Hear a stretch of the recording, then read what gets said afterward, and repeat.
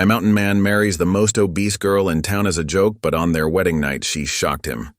The dusty saloon erupts in laughter as a mountain man slams his hand on the table. To prove he's no coward, he marries the most obese girl in town, right there before a jeering crowd. They all think it's a joke, a cruel dare under the church bell's toll. But when she steps into his lonely cabin the next morning, dignity in her eyes and a hymn on her lips, he realizes he may have married more than he bargained for, because this woman carries a secret that could change the town's future, a hidden claim to the land, and a voice powerful enough to silence mockery and stir hearts. Now, with the railroad closing in, with townsfolk sharpening their knives of ridicule, will this marriage built on a joke become his greatest shame, or the greatest redemption the West has ever seen? Drop a comment below and share which part of the world you're tuning in from today. If you enjoy stories like this, don't forget to subscribe for more. The autumn wind whistled through Silverton's muddy streets as Theodore Hale pushed through the saloon's swinging doors. 6 weeks of trapping in the high country had left him with a leather pack full of prime beaver pelts and a powerful thirst. The warmth of the crowded room hit him like a wave, along with the familiar smell of tobacco smoke and spilled whiskey. "Well, if it ain't the mountain man himself," called Jimmy Walsh from behind the bar. "Thought the Grizzlies might have got you this time." Theodore dropped his heavy pack by the door, his boots leaving dusty prints on the wooden floor.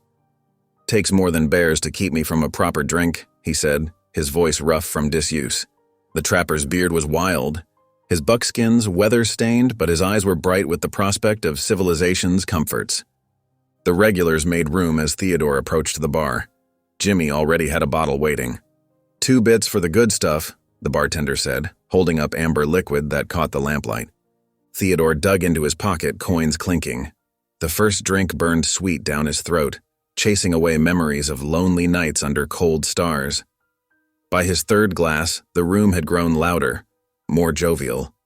A card game started in the corner and Theodore joined in, his pockets heavy with fur trading money. Hours passed in a blur of cards, whiskey, and exaggerated tales of mountain adventures. The room swayed pleasantly when Theodore stood to stretch his legs. That's when he heard the talk turn mean at a nearby table. "Saw that Carter girl today," sneered Tom Wilson, a ranch hand known for his cruel tongue. "Lord above, she gets bigger every month. Ain't a man in 3 territories that'd have her?" Laughter rippled through the group. "Lydia May? Why, 2 men could homestead in her shadow," another voice added, drawing more guffaws. Theodore knew of Lydia May Carter. Everyone in Silverton did. She was the largest girl in town, but he remembered her mostly from church services, where her voice rose pure and clear above the congregation. He'd never spoken to her, but something about the men's mockery stirred an anger in his whiskey-addled mind. "You're all wrong," Theodore heard himself say, turning to face the table. "I'd marry her myself right now." The room went quiet. Tom Wilson's eyes gleamed with malicious delight. "That so, mountain man? Prove it." Theodore's pride, inflamed by drink and 6 weeks of solitude, wouldn't let him back down. "Get the preacher. I'll do it tonight." The declaration sent the saloon into an uproar. Men rushed into the street, shouting and laughing. Theodore stood his ground, even as a small, sober voice in his head tried to warn him about what he'd just set in motion. Across town, Lydia May sat in her tiny room at Mrs. Peterson's boarding house, carefully mending a torn tablecloth by lamplight. The noise outside grew until heavy boots thundered up the stairs. Her door burst open, flooding the room with men's voices and tobacco smoke. "Come on, girl, you're getting married," Tom Wilson announced, his face flushed with drink and excitement. Lydia May set down her needlework with steady hands. "What foolishness is this?" "Theodore Hale's waiting at the church. Says he'll marry you right now." Someone else called out. The crowd pressed forward, eager for her reaction. They expected tears, protests, or anger. Instead, Lydia May stood slowly, smoothing her simple brown dress. "The Lord moves in mysterious ways," she said softly, though her cheeks burned with humiliation. They practically carried her down the street to where Reverend Matthews stood on the church steps, hastily dressed and clearly disapproving. Theodore waited there, swaying slightly, his expression unreadable in the darkness. The church's oil lamps cast weird shadows as the unlikely couple stood before the altar, the pews filled with townsfolk drawn by the commotion, their whispers echoing in the sacred space. Theodore could smell the pine soap Lydia May used, so different from his own wilderness scent of wood smoke and leather. "This is highly irregular," Reverend Matthews protested, but the crowd's energy wouldn't be denied. "Marry them, Reverend," came the calls. "Do it now." The ceremony was brief and lacking in dignity. Theodore mumbled his responses while Lydia May's voice remained clear and steady, as if this were any proper wedding. When the Reverend pronounced them man and wife, the crowd roared its approval. "Kiss her," someone shouted. "Kiss your bride, mountain man." Theodore hesitated, suddenly aware of the gravity of what he'd done. Lydia May turned her face up to his, her eyes reflecting the lamplight. There was no fear there, no anger, only a calm that made him more uneasy than any mountain storm ever had. He bent and pressed his lips briefly to her cheek, rough beard against soft skin. The crowd hooted and hollered, but Theodore barely heard them. In that moment, he saw something in Lydia May's expression that cut through his drunken haze, a dignity that all their mockery couldn't touch. The crowd began pushing them toward the door, laughing about wedding nights and marriage beds. Theodore felt the first real stirring of shame, but before he could speak, Lydia May addressed the assembly. "I thank you all for attending," she said, her voice carrying clearly through the church. "But I believe my husband and I have matters to discuss in private." Her use of the word husband struck Theodore like a physical blow. The men's laughter took on a different tone, suggestive and crude, but Lydia May ignored them. She turned to Theodore, her composure absolute. "Shall we go?" she asked simply. Theodore nodded, unable to find words. They walked together through the crowd, which parted before them. The night air was cool on their faces as they emerged from the church. Behind them, the celebration continued, but ahead lay only silence and the weight of what they'd done. Lydia May led the way to her boarding house, her steps unhurried. Theodore followed, his mind spinning with whiskey and consequences. At her door, she turned to face him. "I know this wasn't meant as a kindness," she said quietly, "but God has his purpose in all things, even drunken dares. We'll talk more when you're sober." Before Theodore could respond, she slipped inside, leaving him alone with the night wind and his growing sense of unease. He stood there for a long moment, staring at the closed door, while somewhere in the distance coyotes called to each other across the darkened valley. The magnitude of his reckless action began to settle over him like a heavy blanket. He'd meant to shame those who mocked her, but instead, he felt like the foolish one. Lydia May's quiet dignity had turned his grand gesture into something else entirely, something that would have consequences far beyond this night's entertainment. Theodore turned away from the boarding house and started walking, his steps unsteady. The stars wheeled overhead, cold and distant, offering no guidance. He'd come down from the mountains looking for civilization's comforts, and now found himself bound by civilization's laws in a way he'd never intended. The weight of the simple gold ring Reverend Matthews had produced seemed to burn in his pocket. Theodore had paid for it with fur money, not even counting the cost in his drunken haste. Now it represented a contract he'd entered into with all the wisdom of a spring fool. But it was Lydia May's eyes that haunted him as he walked through Silverton's empty streets, not accusing or angry, but filled with a certainty he couldn't understand. She'd looked at him as if she could see straight through his bluster to something he himself couldn't name. The night's chill began to clear his head, bringing with it waves of realization. He was married. He, Theodore Hale, who'd sworn he'd never be tied down, had a wife.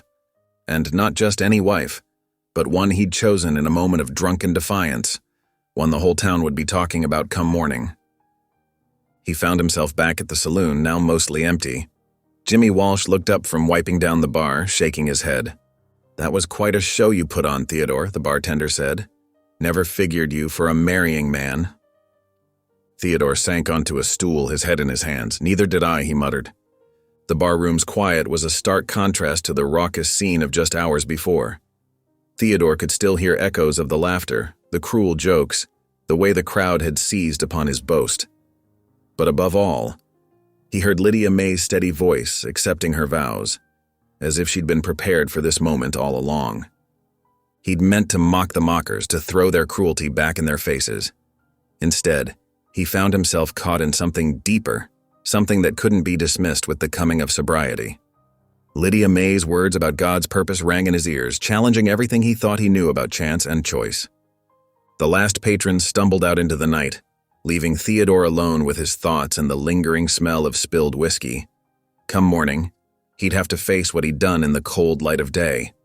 But for now, he sat in the empty saloon, turning over and over in his mind the image of Lydia May's calm eyes, wondering what she saw when she looked at him, and what tomorrow would bring for them both. Theodore's head throbbed with the fury of 1,000 hammers as morning light pierced through the cabin's grimy window. He groaned, rolling over on his narrow bunk, memories of the previous night flooding back in fragments, cards, whiskey, the church. Lydia May.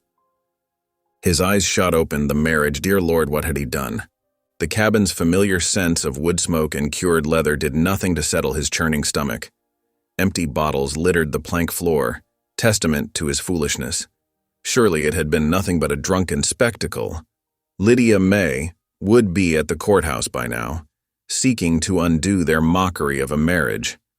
A firm knock at the door sent spikes of pain through his skull. "Go away," he muttered, pressing his palms against his temples. The door creaked open anyway. Theodore squinted against the dawn light, making out a large figure silhouetted in the doorway. Lydia May stood there, a heavy trunk balanced against her hip, her father's worn Bible clutched in her free hand. "Good morning, husband," she said simply, stepping inside without waiting for invitation. Theodore sat up too quickly, his head spinning. "What are you doing here?" "Moving in," Lydia May replied, setting her trunk down with surprising grace. She surveyed the cabin's single room, taking in the scattered clothes, unwashed dishes, and general disorder with a thoughtful expression. "This place needs a woman's touch." "Now wait just a minute," Theodore protested, struggling to his feet. "You can't. This isn't—" He stumbled over both words and feet, catching himself against the wall. Lydia May ignored his protests, already rolling up her sleeves. She crossed to the cold hearth, crouching to examine the ashes. "When's the last time you swept this properly?" Before Theodore could answer, she'd located his broom and set to work, raising clouds of dust that made him cough. She moved with purpose, each stroke of the broom deliberate and efficient. "This isn't real," Theodore managed finally. "Last night was just what?" Lydia May paused in her sweeping, fixing him with those steady eyes that had unsettled him so much the night before. Just vows spoken before God and witnesses? Just a legal marriage performed by an ordained minister? "It was a joke," Theodore said weakly, though the words tasted sour in his mouth. "The Lord doesn't joke about marriage." Lydia May resumed sweeping, her voice matter-of-fact. "There's beans in my trunk. They'll need soaking if we want supper tonight." Theodore watched, dumbfounded, as she finished with the hearth and moved on to the rest of the floor. The morning light grew stronger, illuminating dust motes disturbed by her vigorous cleaning. His head still pounded, but a different kind of discomfort was growing. The realization that this woman meant exactly what she said. The sound of approaching horses drew their attention. Through the window, Theodore spotted several townspeople riding up, no doubt coming to witness the aftermath of last night's entertainment. "Well, if it ain't the happy couple," Hank Wilson called out as he dismounted. "Figured we'd find the bride running back to town by now." His companions laughed, but their mirth died somewhat when Lydia May appeared in the doorway, broom still in hand. "Good morning, gentlemen," she said pleasantly. "I'm afraid you've caught us in the middle of spring cleaning." The riders exchanged glances, clearly thrown by her composure. They'd come expecting tears or drama, not this calm domesticity. "You ain't really staying out here with him?" Sarah Miller asked from her saddle, disbelief clear in her voice. "Where else would a wife be but in her husband's home?" Lydia May replied. She turned back to Theodore, who still stood frozen by the wall. "The water barrel's running low. We'll need more if I'm to get these floors properly clean." The visitors lingered, making poorly concealed jabs about how long this arrangement would last. They predicted everything from Lydia May fleeing within the week to Theodore abandoning his own cabin to escape. But their words seemed to slide off Lydia May like water off a duck's back as she continued her work, somehow making even the act of sorting through Theodore's scattered belongings look dignified. As the sun climbed higher, the onlookers gradually lost interest in a spectacle that refused to provide entertainment. They rode off, no doubt to spread word through town that Lydia May Carter, now Hale, had indeed taken up residence in the mountain man's cabin. Theodore spent the day in a fog that had nothing to do with his hangover. He watched as Lydia May transformed his bachelor dwelling. She found homes for her few possessions, set beans to soak in a pot by the fire, and mended a tear in one of his shirts without being asked. Each domestic act seemed a quiet declaration. She was here to stay. As evening approached, savory smells filled the cabin. Lydia May had somehow produced a proper meal from his meager stores, and now she ladled beans and cornbread onto 2 plates. "Supper's ready," she announced, setting them on his small table. Theodore sat, still feeling like he was moving through a dream. The food was better than anything he'd eaten in months. "Thank you," he said gruffly when his plate was clean, "for the meal." And he gestured vaguely at the now tidy cabin. "For keeping a dry roof over your head, I reckon it's the least I can do." "Yes, it is," Lydia May agreed, her voice gentle but firm. She began clearing the dishes, her movements unhurried. "I mean to honor these vows, Theodore. They weren't spoken to those men at the saloon, but to God himself." Theodore shifted uncomfortably in his chair. "You deserve better than a marriage born of a drunken dare." Lydia May paused in her work, turning to look at him fully. The lamplight caught the curves of her face, softening them. "Then perhaps you'll become better." The simple statement hung in the air between them, heavy with meaning. Theodore opened his mouth to respond, but found he had no words. Later, he lay on his bunk, now equipped with fresh linens Lydia May had produced from her trunk, while she slept on a pallet near the hearth. Sleep eluded him as he turned her words over and over in his mind. "Perhaps you'll become better." The cabin felt different in the darkness. Cleaner, yes, but more than that. The lingering scent of supper mixed with the pine soap Lydia May used. The sound of her steady breathing joined the familiar chorus of night sounds from outside. Small changes, but somehow they made the space feel more like a home than it had in all the years he'd lived there alone. Theodore stared at the ceiling, remembering the look in Lydia May's eyes when she'd spoken about their vows. There had been no accusation there, no bitterness about the circumstances that had brought them together.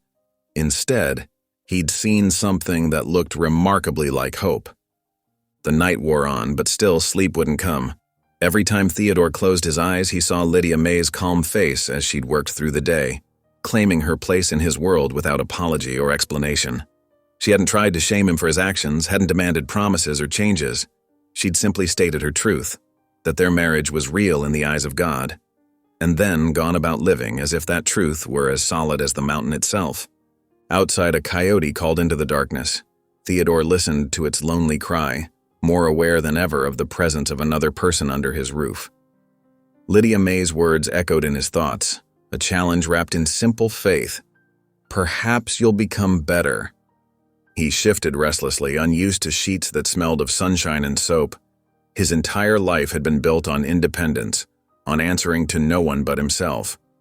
Now this woman had walked into his cabin and rearranged not just his belongings, but his very understanding of consequence and commitment. The moon tracked across the sky as Theodore wrestled with thoughts he'd never expected to face. What did it mean to become better? How could a marriage founded on mockery transform into something honorable? And why did Lydia May's quiet certainty unsettle him more than any amount of tears or accusations would have? Dawn broke over the mountain peaks, painting the sky in shades of pink and gold. Theodore rose early, his mind already set on testing the resolve of his unexpected wife. He deliberately left the water barrel nearly empty and the wood pile low, tasks that would challenge even a sturdy man in the thin mountain air. Lydia May emerged from the cabin as the sun cleared the horizon, her hair neatly pinned beneath a faded bonnet. She took one look at the depleted supplies and squared her shoulders, gathering up the empty buckets without complaint.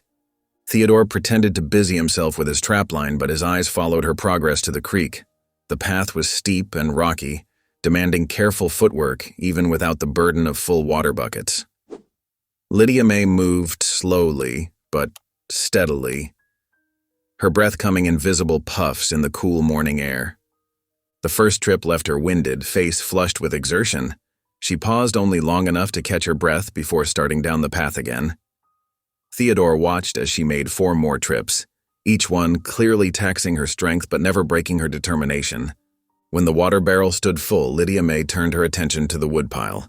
The axe was too heavy for her, but she gathered fallen branches and kindling, making trip after trip into the surrounding forest.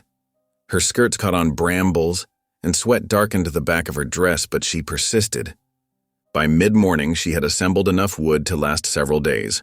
Without pausing to rest, she returned to the cabin and began preparing bread dough. Theodore followed, curious despite himself. Inside, Lydia May's strong hands worked the dough with steady motions. Though her arms trembled with fatigue, she kneaded until the texture was just right. A strand of hair had escaped her bonnet, clinging to her damp forehead, but her expression remained peaceful. The day wore on, and still she worked. Theodore found himself growing uncomfortable with his own test of her endurance. He had expected complaints, tears, or a dramatic departure back to town. Instead, Lydia May met each task with quiet perseverance that spoke of deeper strength than he had imagined. As evening approached, Theodore sat in his usual spot by the door, running a whetstone along the blade of his axe. The familiar rhythm of steel against stone filled the cabin, mixing with the sounds of Lydia May preparing their supper. Then something new joined the evening's chorus. A soft voice, rich and clear as mountain spring water, rose from where Lydia May stood stirring the cooking pot. Amazing grace, how sweet the sound of that saved a wretch like me. Theodore's hand froze mid-stroke, the whetstone hovering above the axe blade. The hymn filled the cabin with unexpected beauty, touching something long buried in his memory. Lydia May's voice carried years of practice and devotion, each note perfectly placed yet flowing naturally as a stream. I once was lost, but now am found. I was blind, but now I see. The sound wrapped around him like a warm blanket on a cold night. Theodore found himself holding his breath, afraid any movement might break the spell. This was no simple singing. It was the voice of someone who had found strength in music, who had learned to lift her spirit above earthly troubles through song. When the last note faded, silence hung in the air like morning mist. Theodore cleared his throat, struggling to find words that wouldn't sound foolish. "Haven't heard hymns since I was a boy," he finally managed, his voice rougher than usual. "My ma used to sing them, before she passed." Lydia May stirred the pot slowly, considering his words. "My father taught me every hymn he knew," she said. "Said songs were gifts from the Lord, meant to lift our burdens when they grew too heavy." She paused, adding a pinch of salt to the stew. "Folks in town used to ask me to sing at church. That was before they decided my size made me more suitable for mockery than music. But they couldn't take the songs from my heart, even if they didn't want to hear them anymore."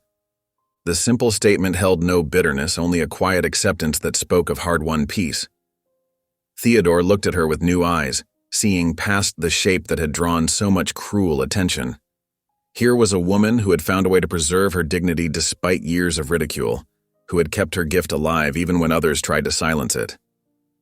"Reckon some folks don't recognize true value when they see it," Theodore said gruffly, surprising himself with the words. Lydia May glanced at him, a flash of something like gratitude crossing her face before she turned back to her cooking.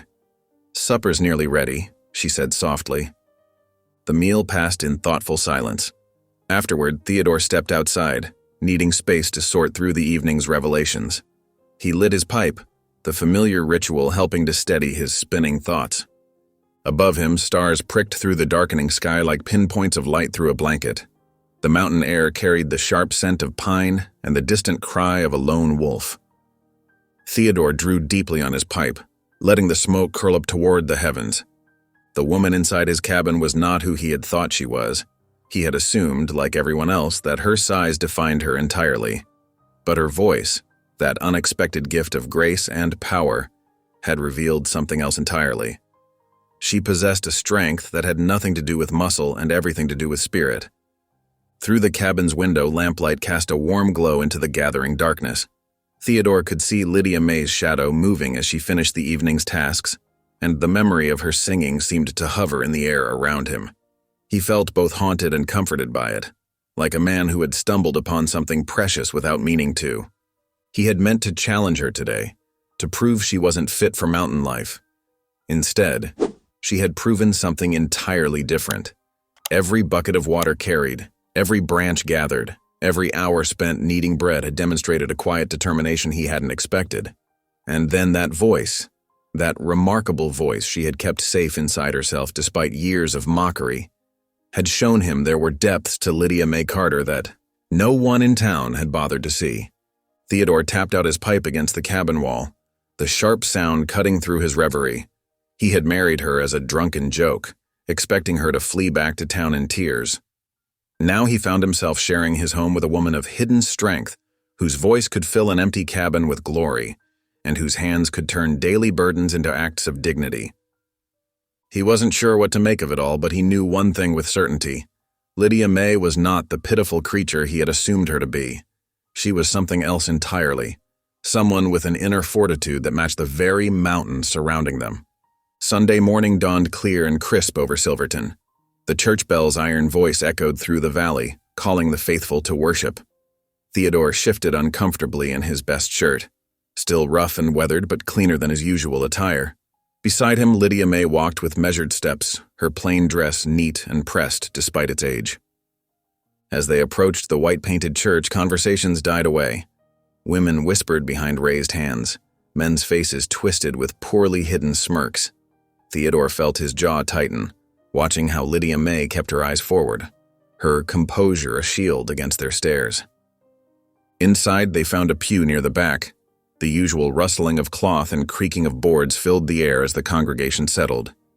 Theodore noticed how people left empty spaces around them, as if their presence might be catching. Pastor Reed stood at his pulpit, fingers nervously adjusting his collar. His eyes skipped over their section as he began the service, his voice carrying less conviction than usual. The hymns rose and fell, but Lydia May remained silent beside Theodore, though he could sense her longing to join in.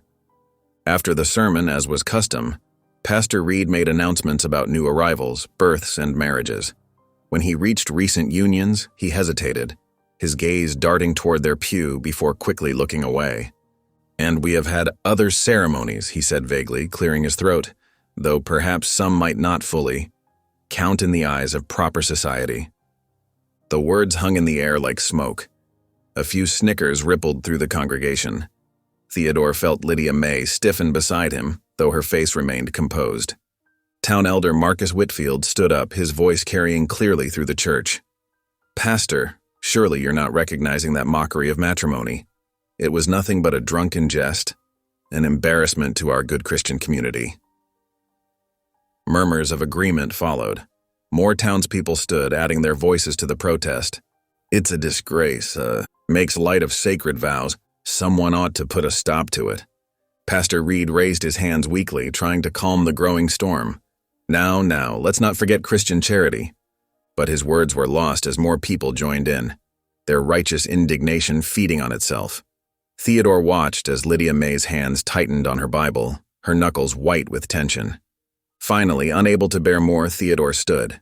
His height and broad shoulders commanded attention, and the church fell quiet. "Reckon we've heard enough," he said, his voice rough but controlled. "Come on, Lydia May." She rose with dignity, and they walked out together. The sound of renewed whispers followed them through the door. The trip back to the cabin was silent, broken only by the crunch of their boots on the path. As they approached home, Theodore finally spoke, his words coming out in a frustrated rush. "Listen, if you want to annul this whole thing, I wouldn't blame you. Maybe they're right. It was a fool thing, done in drink. You deserve better than being tied to a rough mountain man and all this shame." Lydia May didn't respond immediately. Instead, she went inside and retrieved an envelope from her trunk. The paper was worn, but carefully preserved, sealed with wax and bearing official markings. "There's something you should know," she said, holding out the envelope. "This was my father's final gift to me." Theodore took it carefully, breaking the seal. Inside was a deed, the formal language clear despite the paper's age. As he read, his eyes widened. "This is for the North Valley property," he said slowly, "with the year-round spring." Lydia May nodded. The same spring the town's been trying to claim. Father knew its value. Clean water that never runs dry, even in drought years. He left it to me, knowing the town would try to take it if they could. Theodore stared at her, understanding dawning. And now, being married.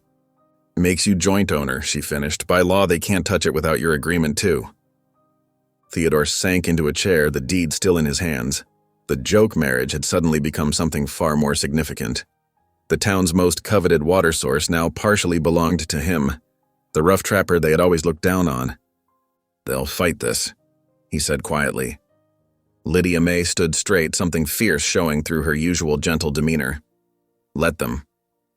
I've spent years being overlooked, pushed aside, treated like I was nothing but a source of amusement. They tried to erase me, but they couldn't. I won't let them take what's rightfully mine, what my father entrusted to me. She took a deep breath, her voice steady. I know this isn't what you wanted. If you choose to stand with me, it won't be easy.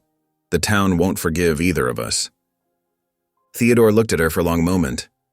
The woman before him bore little resemblance to the figure of fun the town had mocked. Here was someone with steel in her spine and fire in her heart, fighting not just for land, but for her very right to exist as something more than a joke.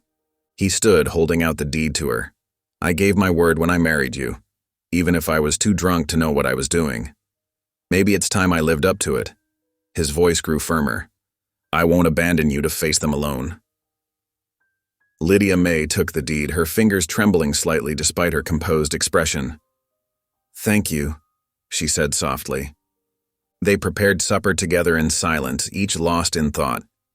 The simple sounds of cooking, the scrape of the spoon against the pot, the crack of kindling in the stove, seemed louder than usual in the quiet cabin. Through the window they could see the sun setting behind the mountains, painting the sky in shades of gold and purple. The gravity of their situation settled around them like a heavy blanket. What had begun as a cruel joke had transformed into a battle for survival.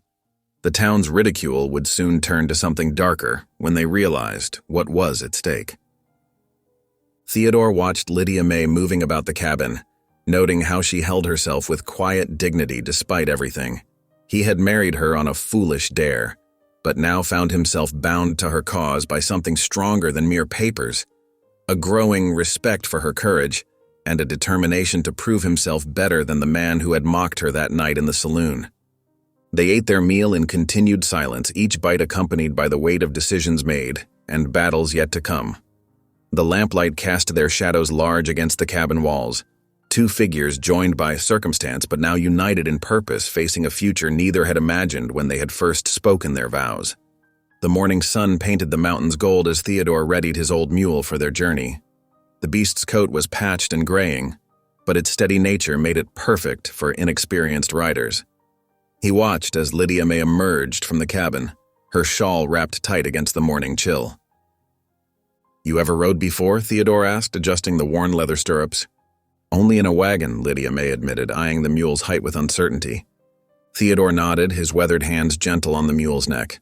Old Jake here, steady as they come. Won't give you any trouble. He helped her mount, noting how she bit her lip but didn't complain when the saddle creaked under her weight. The mule simply flicked its ears, patient as ever. Theodore took the lead rope and began walking, setting a comfortable pace along the narrow trail. The morning mist clung to the valley below them as they made their way through stands of aspen and pine. Theodore kept to the easiest paths, avoiding the steeper slopes that might frighten his passenger. Every so often, he glanced back to check on her. Lydia May sat straight-backed in the saddle, her hands gripping the pommel tight, but her face serene as she took in the mountain scenery. It's beautiful up here, she said softly, her voice carrying in the clear air. Father used to tell me about the high country, but I never saw it myself. Theodore grunted in acknowledgement, leading them around a bend. Gets in your blood, hard to stay down in town once you've lived with the mountains. The trail opened onto a small meadow, still damp with dew. At its center, water bubbled up from between moss-covered rocks, forming a clear pool before streaming away down the slope. The spring's song filled the clearing with gentle music. Theodore helped Lydia May dismount, steadying her as her boots touched the ground. She straightened her skirts and walked to the spring's edge, her steps reverent. "This is it," she said, kneeling to touch the water, "Father's pride and joy." Theodore pulled out the deed, comparing the boundary markers described on the paper to the stone cairns visible around the meadow's edge. Everything matched perfectly. The claim was legal and clear. "Your father knew what he was doing," Theodore said, tucking the deed away. "Spring like this, flowing year-round, it's worth more than gold to the right people." Lydia May nodded, still watching the water. "He used to say God put it here for a purpose." She reached for the wooden buckets they'd brought. "Best get to work." "Here now," Theodore stepped forward. "No need for you to strain yourself. I can manage the hauling." But Lydia May was already dipping the first bucket, her movements determined despite their awkwardness. "I've done my share of work before, Mr. Hale. Won't break from a little more." Theodore watched as she lifted the full bucket, her arms trembling slightly but her back straight. Something in her quiet dignity stopped him from insisting. Instead, he filled his own buckets, and they worked together in companionable silence. When the sun reached its peak, they settled in the meadow grass for a simple meal. Theodore pulled hardtack from his saddlebags while Lydia May spread a clean kerchief between them. The tough bread was plain fare, but neither complained as they shared it with fresh spring water. "Father used to come up here regular," Lydia May said, breaking the peaceful quiet. "He'd spend hours just sitting, watching the water flow." She smiled softly at the memory. "Said he'd pray that it would always be here to bless the thirsty. Not just people, but the deer and elk too. All God's creatures." Theodore studied her face as she spoke, seeing the same gentle strength he'd noticed in her voice when she sang. "Sounds like a good man." He was.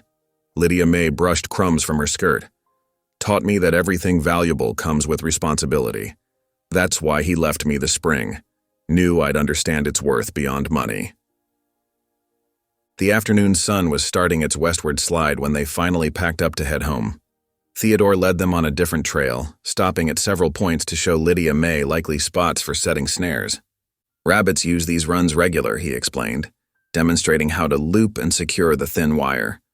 "Set them right, and you'll have fresh meat for the pot most days." Lydia May watched carefully, her attention focused on every detail. When Theodore handed her a snare to try herself, her thick fingers proved surprisingly deft at the delicate work. Near the cabin, Theodore paused at his chopping block. The split logs needed for winter were only half done, a task he'd been putting off. He picked up his axe, testing its edge. "Might as well show you this too," he said, selecting a likely log. "Never know when you might need to do it yourself." He demonstrated the proper stance, the angle of the swing, how to let the axe's weight do most of the work. Lydia May observed intently, asking questions about grain direction and knots that showed she was truly listening. The sun was setting by the time they finished the day's lessons. Theodore's shirt stuck to his back from the work, and Lydia May's face was flushed with exertion, but neither seemed to mind the tiredness. Inside the cabin, Theodore began to reach for his usual dinner of dried meat and beans, but Lydia May stopped him with a gentle hand on his arm. "Let me," she said, already moving to the hearth. "I've got something better in mind." Theodore sat at the rough table, watching as she worked with quiet efficiency. The cabin filled with rich smells he hadn't experienced in longer than he could remember. When she finally set the bowl before him, the venison stew was thick with vegetables and herbs he hadn't even known were in his stores. "Before we eat," Lydia May said softly, folding her hands, "would you mind if I said grace?" Theodore hesitated only a moment before bowing his head. Her voice was low and sweet as she thanked the Lord for their food, for the spring's clean water, for the day's safe journey. Simple words, but they settled something in Theodore's chest he hadn't known was restless. They ate in comfortable silence, broken only by the clink of spoons and the crackle of the hearth fire. The stew was the best meal Theodore had eaten in months, maybe years. He found himself taking smaller bites, trying to make it last. Looking across the table at Lydia May, Theodore saw none of the awkwardness that had marked their first days together. There was a peace between them now, fragile perhaps, but real. They had worked side by side today, each contributing what they knew, each learning from the other. As darkness settled outside and the lamp burned low, Theodore realized that for the first time since that drunken night in the saloon, he wasn't thinking of their marriage as a mistake to be undone. Whatever tomorrow might bring, Today they had found a way to work together, to share knowledge and break bread in harmony. They cleared the table together, their movements falling into a natural rhythm.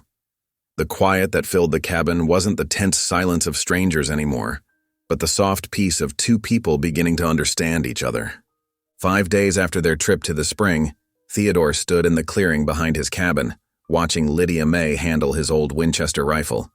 Her hands trembled slightly as she lifted the heavy weapon, but her jaw was set with determination. "Now remember," Theodore instructed, keeping his voice patient. "Stock tight against your shoulder. Lean into it some, or the kick'll knock you back." Lydia May adjusted her stance, her thick fingers wrapping carefully around the wooden stock. The target, an old tin can perched on a stump 20 yards away, gleamed in the morning sun. "Take your time," Theodore said. "Breathe steady like when you're singing them hymns." A ghost of a smile touched Lydia May's lips at the comparison. She drew a deep breath, held it, then squeezed the trigger. The rifle cracked, and the can jumped, nicked but not fallen. "You clipped it." Theodore's approval was genuine. "That's better than most manage first try." Lydia May lowered the rifle, rubbing her shoulder where the recoil had struck. "Reckon I'll need more practice before I can hunt proper." "We've got time," Theodore said, surprising himself with how natural the words felt. "Winter's still a ways off." They moved on to the chicken coop Theodore had cobbled together years ago. The handful of scrawny hens barely laid enough eggs to be worth their feed, but Lydia May approached the task of caring for them with the same quiet determination she showed everything else. "Poor things need a proper roost," she said, examining the rough interior. "And some straw for nesting.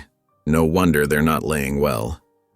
Theodore watched as she gathered eggs with gentle hands, speaking softly to the nervous birds. By the time she finished, the hens were eating corn from her palm, their previous skittishness forgotten. "Never had much luck with them myself," Theodore admitted. "Always seemed more trouble than they're worth." "Everything's worth the trouble if you treat it right," Lydia May replied, not looking up from where she was spreading fresh straw. "Even ornery chickens."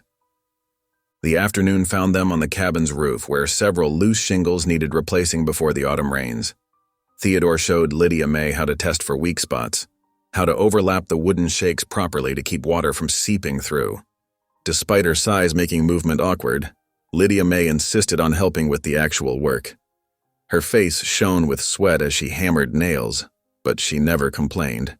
When she missed the nail and struck her thumb, she simply pressed her lips together and kept working. "That's enough for today," Theodore finally said, noting her fatigue. "Rest of it can wait." "Just a few more," Lydia May insisted, reaching for another shingle. "Don't want to leave the job half done." Theodore found himself studying her face, seeing past what the town saw, past the size that made her a target for cruel jokes. He saw instead the quiet strength in her eyes, the gentle set of her mouth, the dignity that no amount of mockery seemed to touch. Their trip into town the next day proved that mockery was still plenty. The whispers started the moment they rode in. Lydia May perched carefully on the wagon seat beside Theodore. "Ain't natural, them two together. Must be some trick about that spring deed. How long you reckon before he comes to his senses?" Theodore felt his jaw tighten, but Lydia May touched his arm lightly. "Let them talk," she said softly. "Words can't hurt unless you let them." At the mercantile, the whispering grew louder. Ladies who had once been polite now turned their backs. The shopkeeper's wife watched with narrowed eyes as Lydia May examined bolts of fabric, her fingers moving carefully over the materials. "Planning to pretty up that mountain shack," someone sneered from behind a shelf. Snickers followed. Lydia May selected a length of cheerful yellow calico, adding it to her basket of needed supplies. "The cabin could use some curtains," she said, her voice carrying clearly. "A home should have beauty as well as function." Theodore found himself standing straighter, matching her dignity. He carried her purchases to the wagon himself, ignoring the stares and whispers that followed them down the street. The ride home was quiet but not uncomfortable. Lydia May held the fabric in her lap, occasionally running her fingers over it as if drawing strength from its cheerful pattern. That evening, after supper was cleared away, she set up her sewing basket near the hearth. Theodore watched as she measured and cut the calico with sure movements, her needle flashing in the lamplight as she created neat, even seams. Never had curtains before, he said after a while. Always seemed unnecessary. Sometimes the unnecessary things matter most, Lydia May replied, not looking up from her work. Like singing, or flowers, or saying grace before meals. They remind us we're more than just survival. Theodore thought about that as he cleaned his rifle. The familiar motions automatic. He thought about how the cabin had changed in the weeks since Lydia May arrived. How it was cleaner, more organized. How meals had become something to look forward to instead of just fuel to keep working. How the sound of her hymns made the evenings less lonely. "Thank you," he said suddenly, the words feeling rough in his throat. Lydia May looked up, her needle pausing. "What for?" "For..." Theodore gestured vaguely at the cabin, at the half-finished curtains, at everything. "For having the grit to stay. For not letting them run you off. For..." He trailed off, unsure how to express what he meant. Lydia May's face softened with understanding. "God gives strength where it's needed," she said simply. "I reckon he knew I'd need plenty, coming up here." Theodore sat with that for a long moment, watching the firelight play across her face. He'd spent years scoffing at talk of God, seeing religion as something weak people needed for comfort. But there was nothing weak about Lydia May's faith. It was as solid as the mountains themselves, as steady as the spring's flow. He didn't say anything else, but the silence between them was comfortable, filled with the soft sounds of her sewing and the crackle of the fire. Outside, a coyote called lonely in the distance. But inside the cabin, something like peace had taken root. Sunday dawned clear and crisp with autumn's first bite in the air. Theodore watched from the cabin door as Lydia May smoothed her best dress, the dark blue cotton pressed carefully the night before. Her fingers trembled slightly as she pinned her hair, but her eyes were steady in the mirror. "You sure about this?" Theodore asked quietly. They hadn't been to church since their hasty marriage 3 weeks ago. "Yes," Lydia May answered, though her voice wavered. "It's time." Theodore nodded, adjusting his own Sunday coat, dusty from disuse but the best he had. The fabric pulled tight across his shoulders, a reminder of how long it had been since he'd dressed for worship. He helped Lydia May into the wagon, noting how she'd taken extra care with her appearance, even adding a touch of ribbon to her collar. The trip to town was silent, both lost in their thoughts. As they approached the white-painted church, Theodore could see folks gathering on the steps, their conversations dying as the wagon drew near. He felt Lydia May stiffen beside him, but noticed she held her head high. "Ready?" he asked, offering his arm after helping her down. "The Lord is my strength," she whispered, more to herself than him. "He ain't never failed me yet." They walked up the steps together, ignoring the stares and whispers. Some people stepped back, creating a path, while others turned away entirely.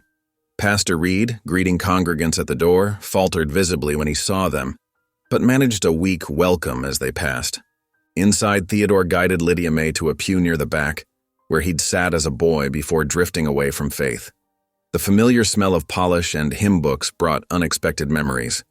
His mother's voice, his father's steady hands turning pages, peace he'd long forgotten.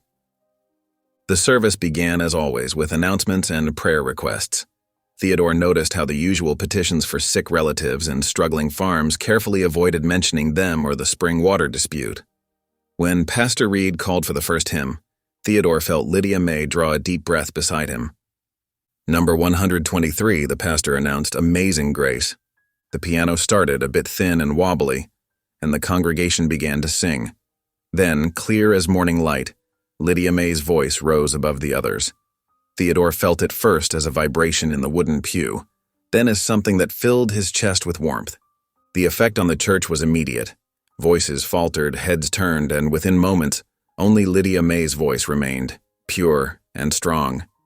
"Amazing grace, how sweet the sound that saved a wretch like me." Her voice carried every word as if it were a testimony, rich with meaning and memory. Theodore saw tears begin to fall on women's cheeks. Men shifted uncomfortably, then bowed their heads. Even Pastor Reed stood transfixed, his own hymnal forgotten. "I once was lost, but now am found. I was blind, but now I see." Without conscious thought, Theodore reached for Lydia May's hand. She gripped it tightly, her voice never wavering as she continued through all the verses. When she reached the last line, other voices had begun to join her again, hesitant at first, then stronger until the small church rang with harmony. As the last note faded, silence held for a long moment. Theodore heard someone blow their nose softly. A child whispered, "Mama, why are you crying?" Pastor Reed had to clear his throat twice before he could continue the service.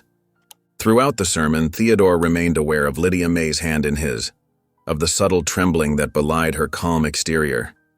He'd never held her hand in public before, had barely touched her since their mockery of a wedding.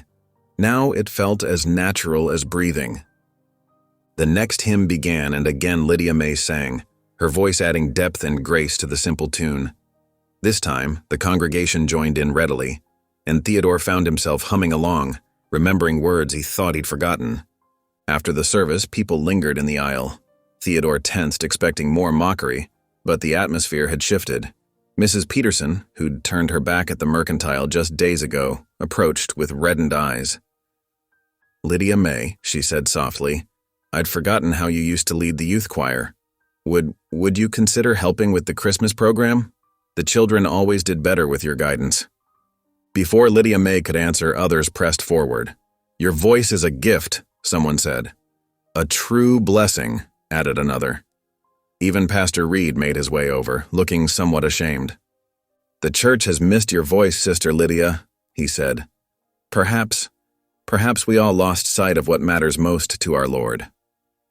Theodore watched as Lydia May accepted each comment with gentle dignity, neither spurning the sudden kindness nor drawing attention to the previous cruelty. She promised to think about the Christmas program, thanked people for their welcome, and maintained her composure until they were well outside. In the wagon heading home, Theodore heard the first sob. He pulled the horses to a stop and turned to find Lydia May weeping quietly, her handkerchief pressed to her face. "I'm sorry," she managed between tears. I didn't know if I could do it, if they'd let me, if my voice would even come." Theodore found himself wrapping an arm around her shoulders, drawing her close. "You did more than sing," he said roughly. "You showed them what courage looks like. What faith looks like." She leaned against him, her tears gradually slowing. "I've missed it so much," she whispered. "Not just the singing, but feeling part of something bigger. Something holy." Theodore was quiet for a moment, sorting through emotions he'd long buried. "I reckon I forgot what that felt like," he finally said. "Being part of something holy. Lost it somewhere between my mama's passing and taking to the mountains. But hearing you sing today?" He paused, struggling to find words. "It was like something broken got mended. Something I thought was lost for good." Lydia May lifted her face, studying him with tear-bright eyes. "Faith? Faith," he nodded. "In God, maybe. In goodness for certain." He cleared his throat. "Thank you for that gift."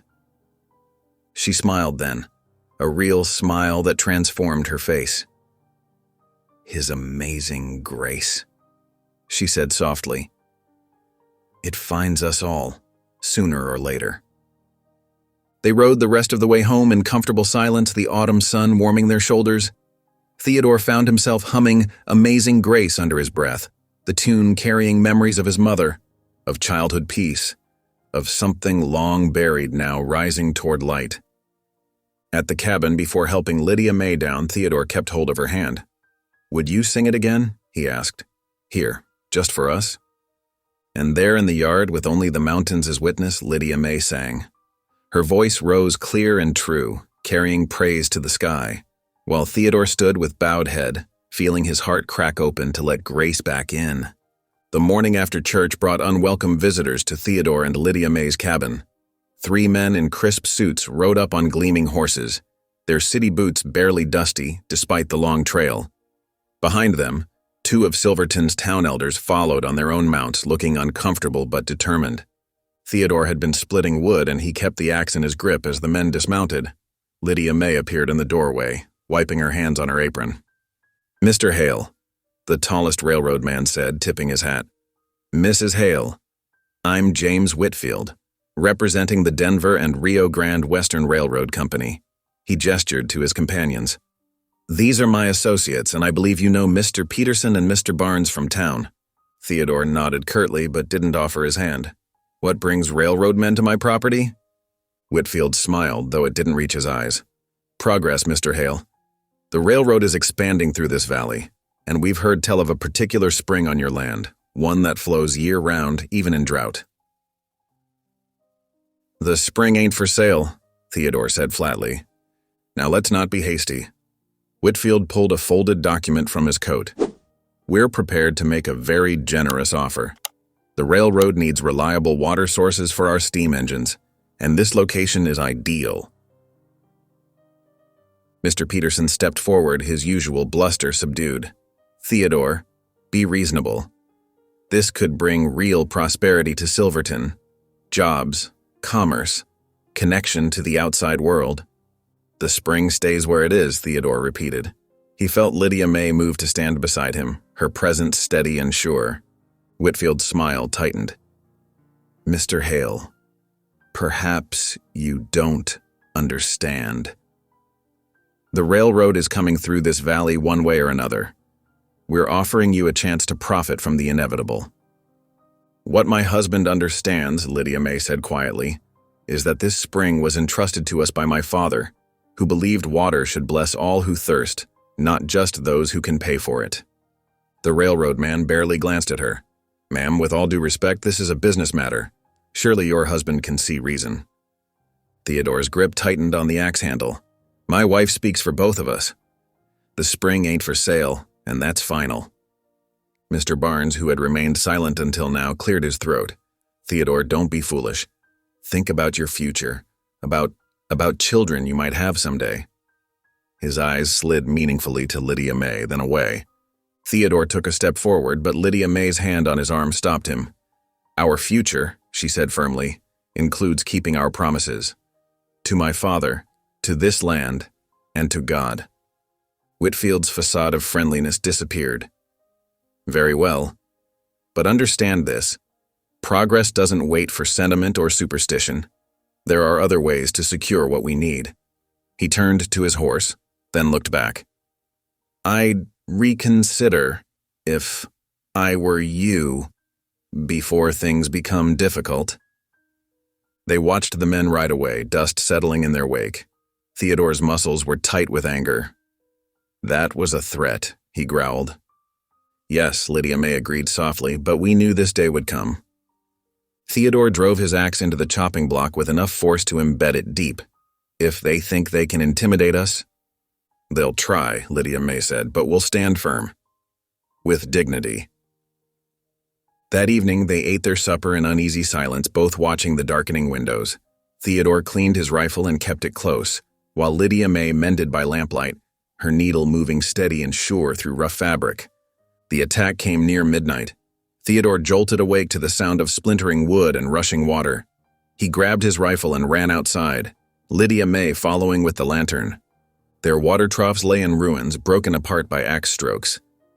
The spring's flow, usually channeled neatly into the drinking troughs and irrigation ditches, now ran wild across the yard. In the lantern light, Theodore could see fresh boot prints in the mud. Stay here, he told Lydia May, already moving to follow the tracks. Theodore, she called after him, don't do anything rash.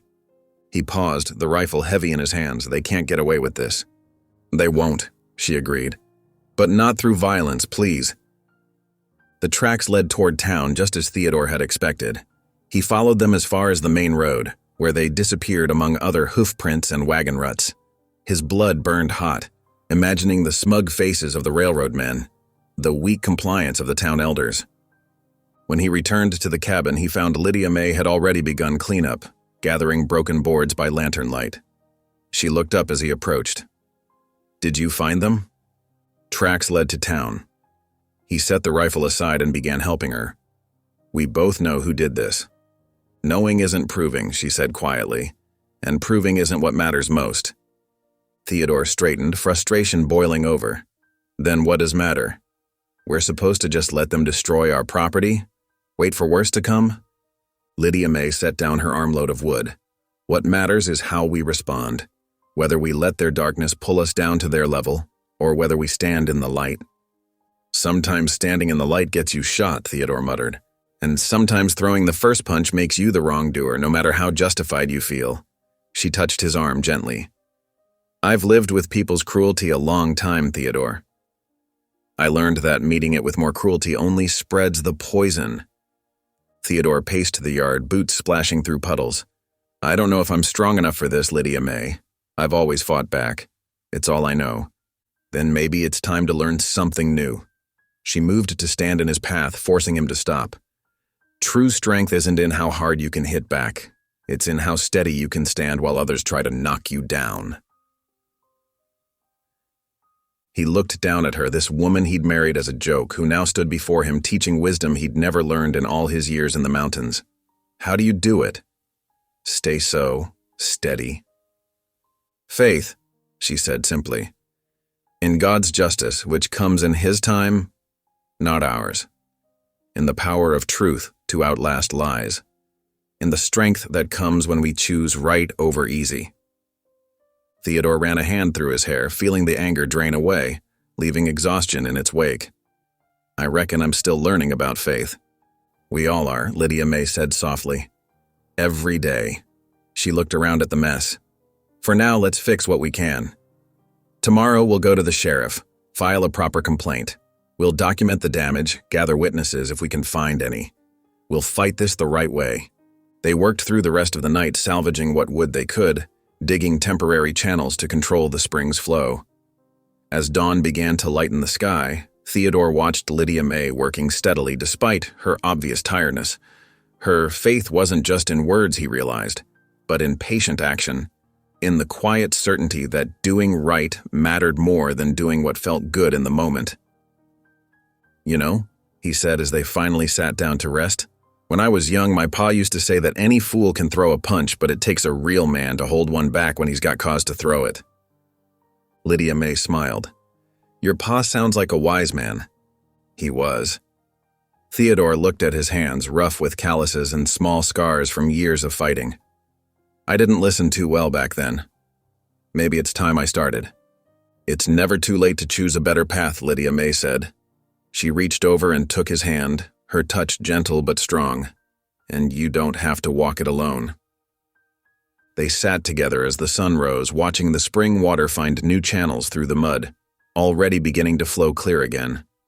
Theodore felt something shift inside him, like ice breaking up in spring. Maybe this was what faith felt like. Not in the absence of anger or fear, but at the choice to believe in something bigger than both. The path ahead wouldn't be easy.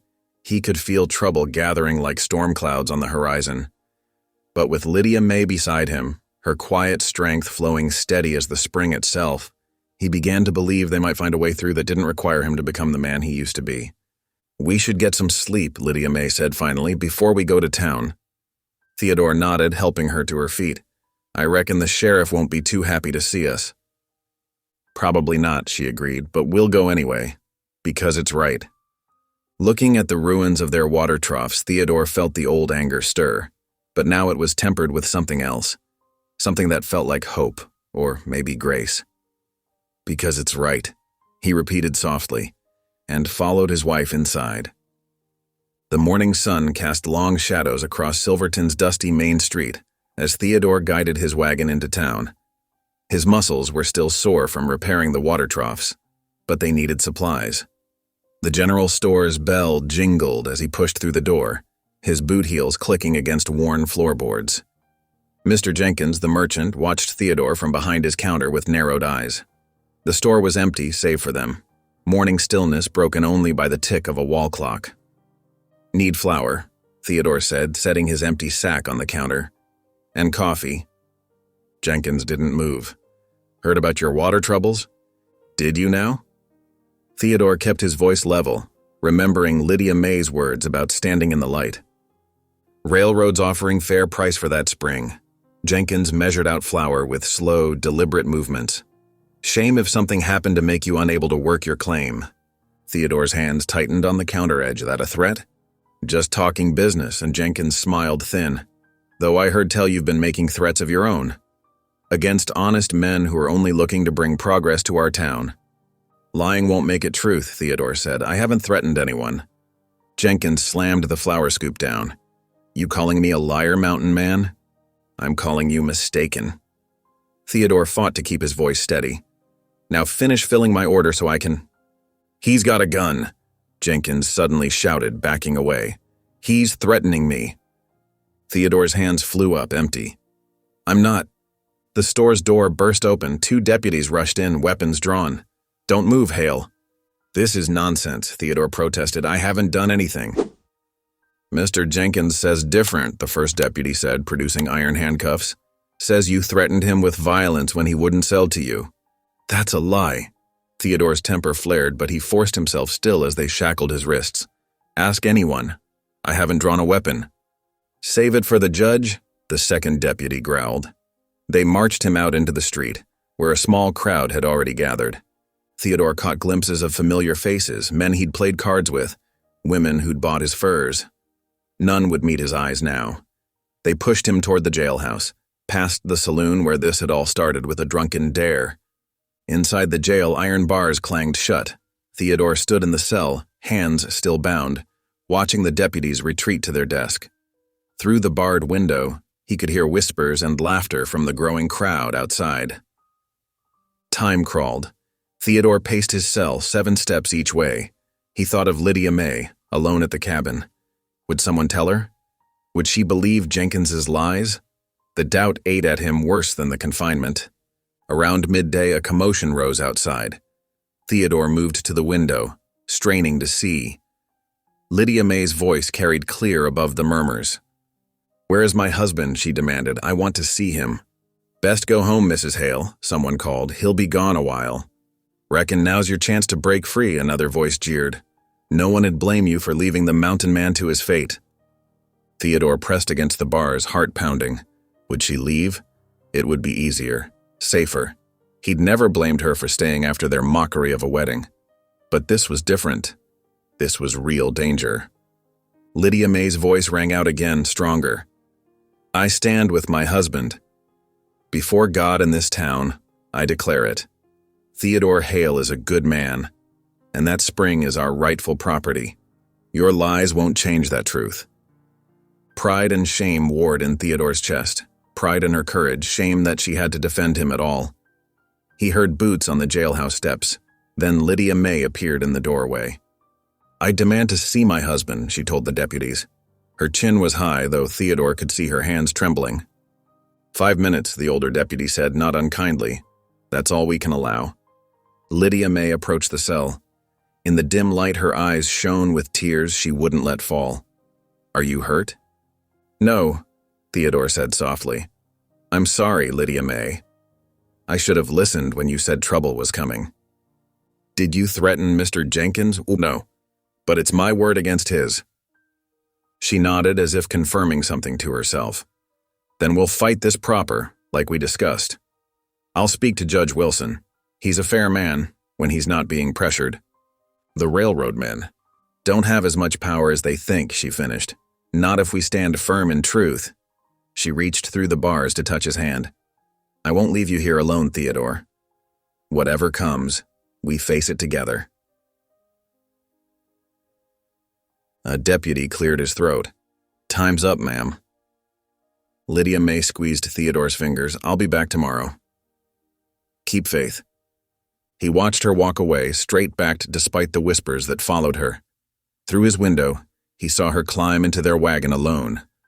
No one offered to help her with the reins. The afternoon dragged into evening. Theodore refused the meager supper they offered, his appetite gone. As darkness fell, he thought of Lydia May in their cabin, alone for the first time since their marriage. Was she afraid? Was she remembering the sabotage? Wondering if more trouble would come? In the cabin, Lydia May lit the lamp and spread her sewing on the table. The familiar motion of needle and thread helped steady her hands. She'd brought home the supplies Theodore hadn't been able to buy, paying with carefully counted coins while townspeople stared. The cabin felt too quiet without Theodore's presence. No boot scrape on the porch, no creak of his chair by the fire. But she wouldn't give in to fear. Instead, she did what she'd always done in troubled times. She prayed. "Lord," she whispered, her needle moving steady through the fabric, "give us strength for what's coming. Help Theodore keep his temper in that cell. Help me stand firm against those who drive us from this land. And if it be your will, show us the path through this valley." The lamp flickered, shadows dancing on the walls. Outside, a coyote called, answered by another far away. Lydia May kept sewing, kept praying, her faith a quiet flame in the darkness. In his cell, Theodore watched moonlight crawl across the floor. He'd never felt walls close around him like this, not in the deepest mine shaft, not in the narrowest mountain pass. But Lydia May's words echoed in his mind. Keep faith. For the first time since he was a boy, Theodore found himself forming words of prayer. They came rough and unpracticed, but sincere. "Lord," he whispered to the darkness, "help me be worthy of her faith in me." The night stretched long before them both. Theodore behind his bars, Lydia May at her lonely vigil. But neither was truly alone. Their prayers rose together, joining like streams flowing to the same sea, carrying hope for tomorrow's light. Miles away, their spring burbled on through the night, its water running clear and strong, heedless of the struggles of those who claimed it. Like the spring, Lydia May's faith flowed steady and pure, while in his cell, Theodore felt his own faith stirring, like a seed, long dormant, finally reaching toward the sun. Morning crept over Silverton like a hesitant visitor. The October air bit sharp and clean, carrying the scent of wood smoke and approaching snow. Lydia May Carter Hale stood before her mirror, fingers trembling as she pinned her best brooch to her collar. The piece had belonged to her mother, a simple silver cross that caught the early light. The cabin felt hollow without Theodore's presence. His empty chair by the fireplace made her heart ache, but she squared her shoulders and gathered what she needed. Her father's worn Bible, the deed wrapped carefully in oilcloth, and a small leather portfolio containing every document that proved their claim to the spring. Outside, frost crackled under her boots as she made her way to the wagon. The old mule snorted, his breath making clouds in the cold air. Lydia May checked the harness twice, hearing Theodore's patient instructions in her mind. "Always test the buckles," he'd told her. "Better safe than sorry on mountain roads." The drive into town seemed longer than usual. As she passed the outlying homesteads, Lydia noticed curtains twitching, faces turning away. News traveled fast in small towns, and everyone would know about today's hearing. Main Street was already busy when she arrived. Shopkeepers paused their morning sweeping to watch her pass. Outside the mercantile, Mrs. Jenkins gathered her skirts and hurried inside, as if Lydia's presence might soil her dress. "Well, if it ain't the mountain man's mistake," called a voice as Lydia tied the mule. She recognized Tom Wheeler, one of the men who'd been at the saloon that fateful night. "Come to set your husband free? Or finally come to your senses?" Lydia's hands shook as she gathered her documents, but she kept her chin high. Her father had always said dignity wasn't about how others treated you, but how you carried yourself before God. The courthouse steps seemed steeper than usual. Each one brought fresh whispers from the growing crowd.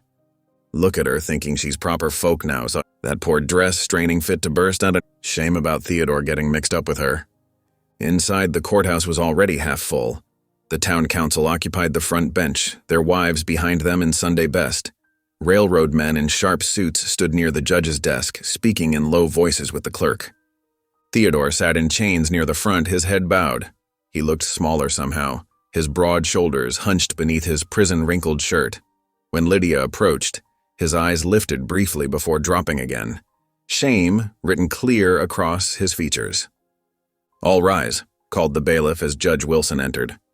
The old judge settled himself slowly, peering over his spectacles at the assembled crowd. His gaze lingered on Theodore's shackles, then moved to Lydia May. "We're here regarding two matters," the judge announced. "First, the assault charge against Theodore Hale. Second, the dispute over water rights to the Carter Spring." He shuffled some papers. "Mr. Jenkins, you may present your complaint." The merchant rose, straightening his vest. "Your Honor, yesterday morning that man threatened me with violence when I refused him service. He's dangerous, a wild mountain man with no respect for civilized ways." "That's not true," Theodore said, his voice rough from night in the cell. "Silence," the judge warned. "You'll have your turn." He turned back to Jenkins. Continue. We all know how he forced himself on this poor woman, Jenkins went on, gesturing at Lydia. Dragged her from her bed for a mockery of marriage, just so he could claim her father's spring. Now he thinks he can bully honest businessmen. Objection, called a quiet voice. All eyes turned to Lydia May as she stood. Your Honor, I wasn't dragged anywhere. I chose to marry Theodore Hale. Laughter rippled through the courtroom. Judge Wilson rapped his gavel. Mrs. Hale, you'll wait your turn to speak. The town council rose next, led by Herbert Matthews in his undertaker's black coat. Your Honor, this is about more than one man's violent tendencies. That spring is vital to Silverton's future. The railroad needs guaranteed water rights to build the new station. We can't let progress be held hostage by what, Mr. Matthews? Lydia asked, her voice carrying clear despite its softness. By someone like me? More laughter, cruel and sharp. Theodore's chains clinked as his hands clenched. Mrs. Hale, the judge warned, one more outburst and you'll be removed. Lydia subsided but kept her spine straight. She'd endured worse than courtroom mockery. The parade of witnesses continued, townspeople claiming Theodore had threatened them, railroad men explaining their development plans, council members insisting the spring was vital to progress. Through it all, Theodore sat silent, each accusation seeming to weight his shoulders further. Finally, Judge Wilson turned to Lydia. Mrs. Hale, you may present your case. Lydia rose slowly, gathering her documents. The floorboards creaked beneath her feet as she approached the judge's desk. Whispers followed her movement. Cruel comments about her size, her walk, her audacity in appearing in court at all. Careful there, someone called. Don't want them boards giving way? Theodore's head snapped up at that, fury flashing in his eyes. But Lydia's calm voice cut through the laughter. Your Honor, I hold here my father's deed to the Carter homestead, including the spring that feeds it. She unwrapped the oilcloth carefully. It was registered properly in 1863, with all water rights clearly stated. She placed the document on the judge's desk. More papers followed. Survey maps, water records, her father's careful notes on flow rates and seasonal changes. My father taught me that water is life, Lydia continued, her voice growing stronger. He said whoever controls water controls the future of this land. That's why he made me promise never to sell, never to surrender our spring to those who'd use it for profit rather than sustenance. Girl's father was touched in the head, someone muttered. Everyone knows it. John Carter was a God-fearing man who understood stewardship, Lydia replied, not turning to face the speaker. The spring has served this community for 15 years, providing water to any who asked respectfully. That won't change under our care. Under your care? Matthews stood again. You expect us to believe you and your husband can manage such a vital resource? A woman of your limitations, and a man who married you as a drunken joke? The courtroom erupted in laughter. Theodore's face flushed dark with shame and anger. But Lydia stood unmoved, one hand resting on her father's Bible. My limitations, Mr. Matthews? She asked quietly. You mean my size? The way I look? The fact that men like you thought me worthless enough to be given away in a cruel joke? She turned slowly, meeting the eyes of those who had tormented her. Those aren't limitations. They're the things that taught me strength. They taught me to stand firm when others would push me down. They taught me that God's vision of our worth isn't measured by the world's standards. This is absurd, one of the railroad men interrupted. We're not here for a sermon. The town needs that water. Progress demands dash. Progress? Lydia's voice cut through his protest. Is progress built on theft and mockery? On false accusations against an honest man? On treating God's resources as commodities to be bought and sold? Your Honor, Matthews protested, surely you won't let this and this woman lecture us on morality? Judge Wilson studied the deed before him, then looked at Theodore. Mr. Hale, do you wish to speak in your own defense? Theodore rose slowly, chains rattling. His eyes found Lydia's, and something passed between them, a current of understanding stronger than shame. Your Honor, he said roughly, I've done many foolish things. Marrying Lydia May started as one of them, but it's become the most honest thing in my life. He straightened his shoulders. I never threatened Jenkins, never drew a weapon, and I won't apologize for defending my wife's rightful property. The judge nodded slowly, then turned back to Lydia. Mrs. Hale, this deed appears to be in order, but the town council raises valid concerns about the spring's management. How do you respond? Lydia opened her father's Bible, removing a carefully folded paper. I have here witness statements from 3 ranchers, 2 homesteaders, and Elder Samuel White Elk of the Ute people, all testifying to our fair management of the water since my father's passing. They'll speak to our character if your honor permits. The courtroom had grown quieter now, the earlier mockery fading as Lydia's quiet dignity began to penetrate even the hardest hearts. Theodore watched her with a mixture of pride and deep remorse, understanding at last the strength he'd failed to see that first night. Judge Wilson examined each document carefully, his expression thoughtful. The morning light through the high windows caught the silver cross at Lydia's throat, making it shine like a star against the dark fabric of her dress. She stood, straight and calm, waiting for judgment while Theodore's chains weighed heavy on his wrists and heavier still on his conscience. The laughter had died away entirely now, replaced by an expectant hush. In that silence, Theodore finally saw what he should have seen weeks ago. Not a woman to be pitied or mocked, but a soul of rare courage, teaching him by example what real strength looked like. Morning light filtered through the courthouse windows, casting long shadows across the wooden floors. Theodore sat in his chains, watching as Lydia entered, her Bible clutched close. She looked different today, not defeated, but determined. The usual whispers followed her, but she moved as if she couldn't hear them. Your Honor, she said, her voice clear in the morning quiet, I request permission to address the court. Judge Wilson adjusted his spectacles. Mrs. Hale, you spoke at length yesterday. What new evidence could you present? Not evidence, Your Honor, truth. Lydia's fingers traced the worn leather of her Bible. My father left me more than just a deed. He left me a song, one he wrote about this very spring. Muffled laughter rippled through the gallery. Theodore saw Matthews lean toward Jenkins, whispering something that made both men smirk. But Judge Wilson studied Lydia's face for a long moment. Very well, Mrs. Hale, though I fail to see how a song relates to water rights. Lydia nodded her thanks. She closed her eyes, took a deep breath, and began to sing. Clear as crystal, fresh and free, God's waters flow for you and me. Not for profit, not for gain, but life itself, like summer rain. The first notes silenced every whisper. Theodore had heard her sing before, but never like this. Her voice filled the courthouse, rich and pure, carrying not just melody, but memory. The sound of spring water over stones, of dawn breaking over mountain peaks. In treaty kept and promise made, in sharing blessed, in greed betrayed. The spring flows down from heaven's throne to nourish all, not one alone. Judge Wilson's hand reaching for his gavel fell still. Theodore watched as the older man's eyes grew damp, his stern expression softening. In the gallery, women dabbed at their eyes with handkerchiefs. Even Matthews had lost his smirk. From father's father, mother's hand, the water blessed this thirsty land, not mine to sell, not mine to keep, but mine to share this blessing deep. As the last note faded, movement stirred at the back of the courtroom. Elder Samuel White. Elk rose slowly from his bench. The old man's face was weathered as canyon walls, his black eyes bright with unshed tears. Your Honor, he said, his voice soft but carrying, I would speak. Judge Wilson cleared his throat, clearly trying to master his emotion. The court recognizes Elder Samuel White Elk of the Ute people. The elder moved forward with measured steps. His moccasins made no sound on the floorboards. He stopped beside Lydia, laying a gnarled hand on the Bible she held. I knew John Carter, he said. Knew him well.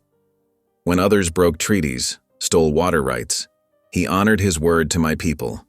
That spring, we called it medicine water, gave life to all who came in peace.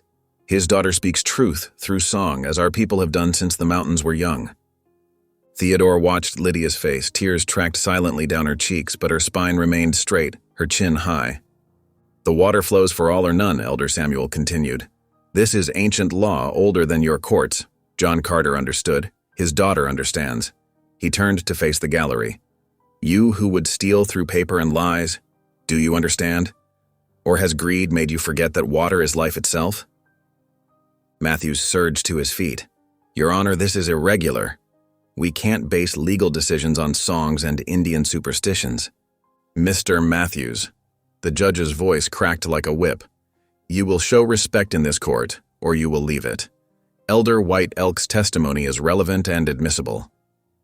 The undertaker subsided, his face mottled with anger. But something had changed in the courtroom. The earlier mockery had vanished, replaced by uncomfortable shifting, lowered eyes, cleared throats. Elder Samuel touched Lydia's shoulder gently. Sing the last verse, daughter. Let them hear your father's heart. Lydia's voice rose again, stronger now, reaching to the courthouse rafters. So let it flow this sacred spring until justice and mercy both take wing. For in God's sight all souls are free to share his gifts like you and me. Theodore felt something break open in his chest. Shame and pride and love tangled together. He saw now what he'd been too blind to see that night in the saloon. The quiet dignity that no mockery could touch. The faith that ran deeper than any spring. Your Honor, Elder Samuel said into the silence that followed. I have witnessed many things in my years. I have seen treaties broken like dry twigs, seen promises scatter like dust in the wind. But I have also seen truth stand like mountain stone. John Carter's spring brought peace between our peoples when others brought war. His daughter carries that peace in her heart. The water rights belong with her, and with the man who has learned to honor them. Judge Wilson removed his spectacles, wiping them slowly with a handkerchief. His hands trembled slightly. When he spoke, his voice was rough with emotion. This court has heard accusations of violence, of fraud, of improper marriage. We have seen deeds and documents, listened to testimony about progress and profit. He replaced his spectacles, surveying the crowded room. But today, we have heard something rarer. Truth spoken in love, not anger. Wisdom that flows deeper than any legal argument. Theodore hardly dared breathe. Lydia stood motionless, her Bible pressed to her heart. Even Matthews and his cronies seemed frozen, sensing the shift in the wind. Elder White Elk's testimony carries great weight, the judge continued, as does Mrs. Hale's demonstration of her father's character and intent. This court cannot ignore the deeper questions of justice and stewardship raised here today. He lifted his gavel but didn't bring it down. Before I render judgment, I would ask the town council to consider, what profit is worth the cost of our souls? What progress justifies theft wrapped in legal papers? What railway is more valuable than truth sung in a father's words? The morning light had strengthened, pouring through the high windows like blessing. It caught the silver cross at Lydia's throat, the tears on Elder Samuel's weathered cheeks, the iron of Theodore's shackles. In that moment, watching his wife stand tall beside the old Ute elder, Theodore felt the last walls around his heart crumble away. He had married her as a joke, a drunken boast, but God, it seemed, had turned his mockery into miracle. The woman the town had scorned now stood as its conscience, her voice carrying truth that no amount of legal argument could answer. The courtroom remained hushed, waiting for the judge's final word, but Theodore hardly heard it. He was lost in wonder at the quiet strength of love, at how justice could flow like water, at how grace could transform a foolish man's heart. Judge Wilson's gavel struck with finality, its sharp crack echoing through the hushed courthouse. This court finds in favor of Theodore and Lydia May Hale. Their rights to the spring and surrounding lands are hereby affirmed and protected under territorial law. Murmurs rippled through the gallery. Matthews slumped in his chair, face darkening like a thundercloud. The railroad men near the back doors muttered among themselves, their plans for easy water access evaporating like morning dew. Furthermore, the judge continued, adjusting his spectacles, the charges of assault against Theodore Hale are dismissed as groundless. Deputy, remove those shackles. The iron cuffs fell away from Theodore's wrists. He rubbed the reddened skin, barely noticing the discomfort. His eyes were fixed on Lydia, who stood straight and tall beside Elder Samuel White Elk, clutching her father's Bible to her chest. Mrs. Hale, Judge Wilson said, his stern face softening, your father would be proud of how you've honored his legacy today. This court thanks Elder White Elk for his testimony. He cleared his throat. Court is adjourned, The gavel fell once more. People began rising, their boots scuffing against wooden floorboards. Theodore stepped away from the defendant's table, his legs unsteady after so many hours seated. Lydia turned toward him, her eyes shining with unshed tears. Town Council President Whitaker pushed through the crowd, his jowls quivering with barely contained fury. "This isn't over, Hale. That spring's vital to town expansion. We'll appeal Dash." "You'll do no such thing," Judge Wilson cut in, still seated at his bench. "The territorial court has spoken. Unless you want to be held in contempt, I suggest you accept this ruling with whatever grace you can muster." Whitaker's mouth worked silently for a moment. Then he spun on his heel, gesturing sharply to Matthews and the other council members. They filed out, their angry muttering fading down the courthouse steps. Theodore barely noticed their departure. He crossed the space between himself and Lydia in 3 long strides, her face tilted up to his, showing no trace of the mockery she'd endured these past weeks. Only joy lived in her eyes now, and a deeper emotion that made his heart stumble in his chest. He took her hand in both of his, noting how small it seemed against his calloused palms. Without hesitation, without shame, he bent and pressed his lips to her fingers. The courtroom's remaining occupants fell silent, watching. "Lydia May," he said, his voice rough with feeling, "I've never been so proud as I am right now, being your husband." He straightened, but kept hold of her hand. "You showed more courage than any 10 men. More faith than this whole town put together?" A blush rose in Lydia's cheeks, but she didn't look away. "I prayed for this moment," she whispered. "Not just for the spring, but for us. That God would make something true from what started false." Elder Samuel White. Elk stepped forward, laying one weathered hand on their joined ones. "The Creator works in ways we cannot see," he said softly. "What men meant for mockery, He has turned to blessing." His dark eyes crinkled at the corners. "The spring will flow sweeter now, I think." Theodore nodded, unable to speak past the tightness in his throat. He tucked Lydia's hand into the crook of his arm, and together they walked out of the courthouse into the bright mountain morning. The town square was crowded with people who hadn't been able to fit inside, waiting to hear the verdict. A hush fell as Theodore and Lydia appeared in the doorway. Then someone started clapping. Theodore glimpsed Martha Chen from the laundry, her weathered face beaming.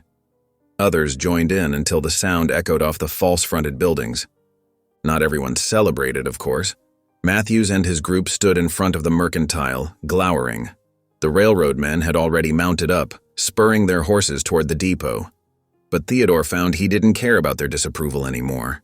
He helped Lydia down the courthouse steps, mindful of her skirts. At the bottom, she paused to accept a bouquet of wildflowers from Sally Jenkins, the baker's young daughter who had often been kind to her.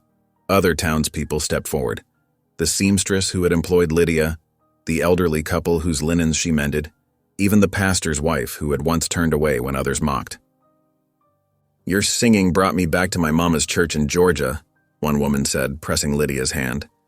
"I forgot what that felt like till today." "John Carter was a good man," added old Mr. Peterson, doffing his hat. "Did right by everyone, red or white. Good to see his springs in proper hands." Theodore stood beside his wife, watching her accept these gestures with the same quiet grace she'd shown through all the previous cruelty. No triumph or smugness marked her features, only gratitude, and that deep-rooted faith that had drawn him like a lodestone these past weeks. Finally, they made their way to where Theodore's mule waited, patient as ever at the hitching post. He helped Lydia mount, then swung up behind her. Elder Samuel White Elk raised his hand in farewell as they turned toward home. The road wound up into the hills, aspen leaves shimmering gold in the morning light. Neither spoke for a long while, content to listen to the mule's steady hoofbeats and the wind in the pines. Theodore's arms encircled Lydia's waist, and he marveled at how right it felt, how natural when once he'd been so reluctant to touch her. They passed the spring, its clear water bubbling up from deep in the earth. Lydia asked to stop, so Theodore helped her down. They stood together beside the pool, watching the play of light on water. "Your father was wise," Theodore said quietly, "about the spring being a blessing for all." Lydia nodded. "He used to say water was God's way of teaching us to share."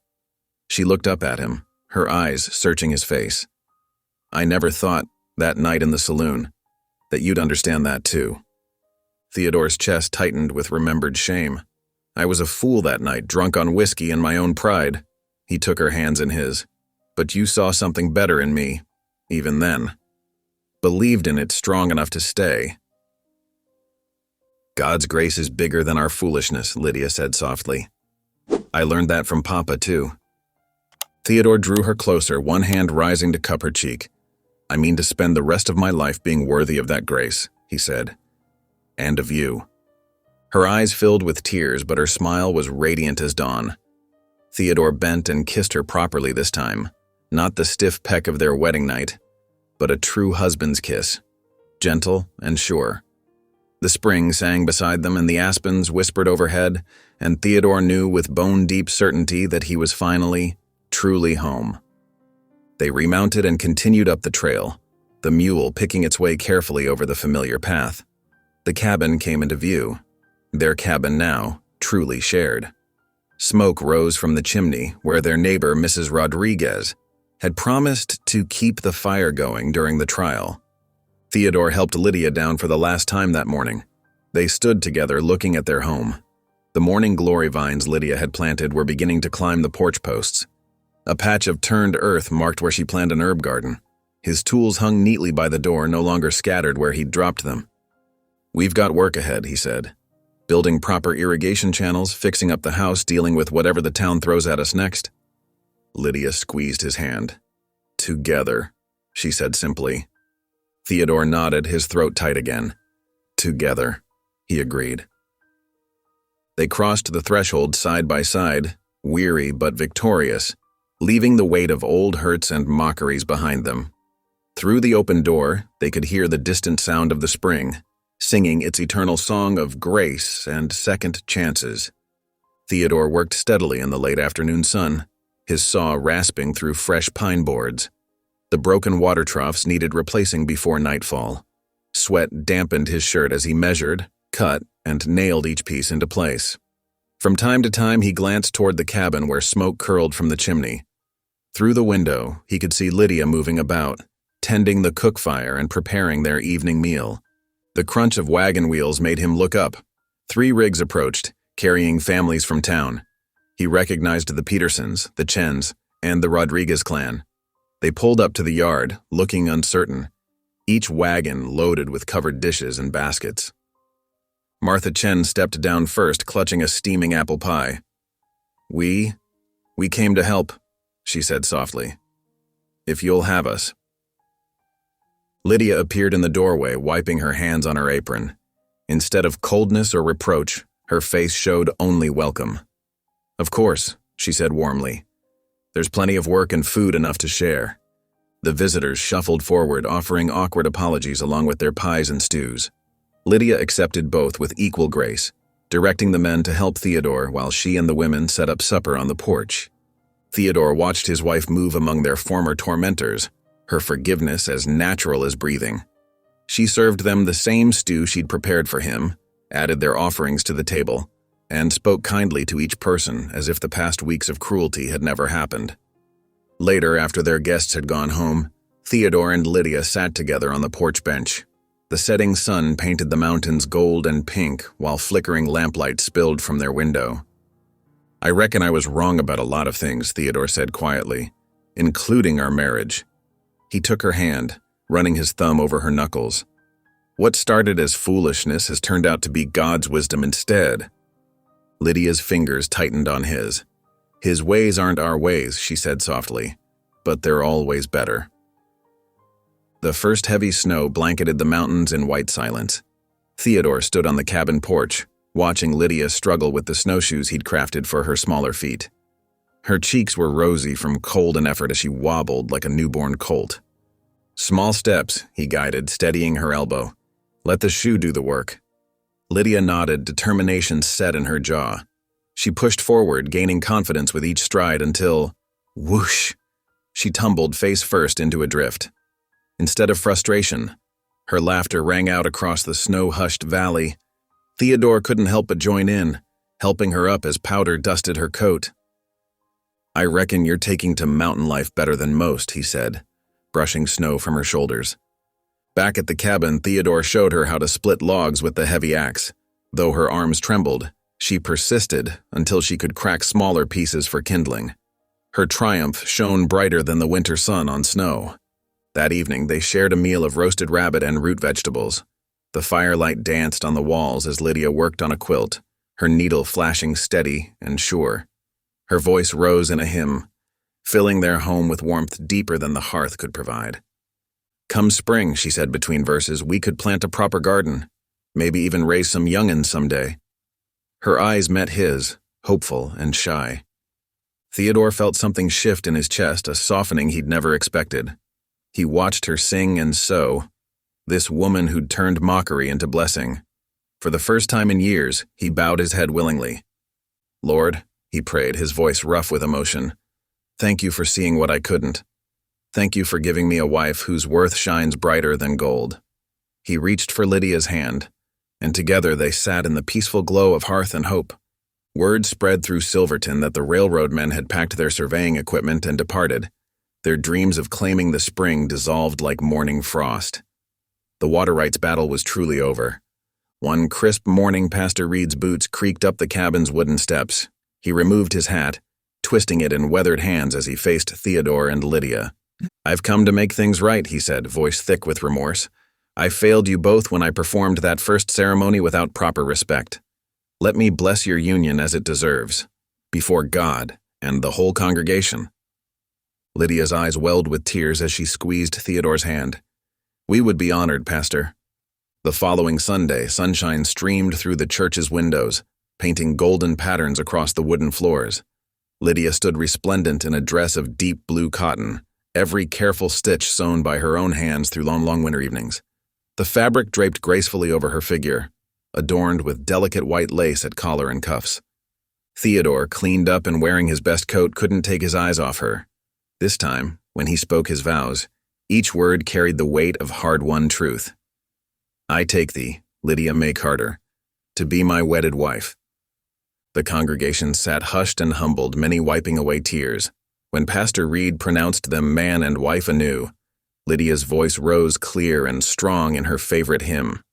One by one, the townspeople joined in, their voices lifting to the rafters in harmony. Theodore felt his throat tighten as he held Lydia's hand. This blessing wasn't born of whiskey and cruel jests, but of God's grace working through months of patience, forgiveness, and love. Looking at his wife's radiant face, he knew with certainty that their marriage had been sanctified not by men's approval, but by something far greater. The mountain snow melted into rivulets, feeding the spring that bubbled up from the earth like God's own blessing. Tender green shoots pushed through the soil as spring settled over the Colorado highlands. Theodore and Lydia May walked hand in hand along the well-worn path to their spring. Their footsteps matched in easy rhythm. The water flowed crystal clear over smooth stones, catching the morning light like scattered diamonds. "Reckon this is the finest spring in all of Silverton?" Theodore said softly, squeezing Lydia's hand. She smiled up at him, her cheeks rosy in the cool morning air.